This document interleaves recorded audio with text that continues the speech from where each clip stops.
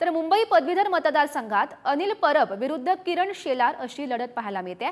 किरण शेलार हे भाजपाचे उमेदवार असून त्यांनी मतदानाचा हक्क बजावलाय आणि मतदानाआधी त्यांनी वरईच्या जांभोरी मैदानातील अंबादेवी मंदिरात जाऊन दर्शन सुद्धा घेतलंय। मुंबई पदवीधरचे महायुतीचे उमेदवार किरण शेलार यांनी नुकतंच मतदान केले। वरळीतल्या मतदान केंद्रावरती आलेत। आपल्यासोबत स्वतः किरण शेलार सर, पहिली सार्वत्रिक निवडणूक तुम्ही लढवताय आणि त्या निवडणुकीसाठी पहिल्यांदा मतदानही केलंय, काय भावना आहेत? भावना चांगल्या आहेत, कारण की मतदान करायला मिळाले आणि मी गर्दी पाहतोय, चांगली गर्दी आहे। वरळीच्या लोकांनी स्थानिक असल्यामुळे सकारात्मक प्रतिसाद आपल्याला दिलाय, त्यामुळे विजय होईल असा मला विश्वास वाटतो।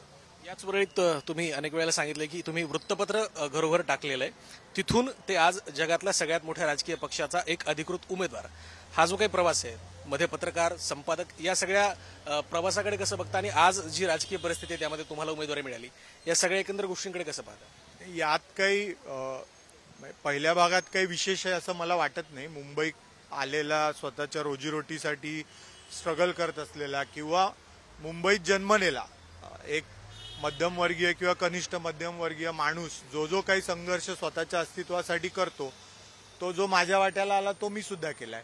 त्यात काही विशेष आहे असं मला वाटत नाही।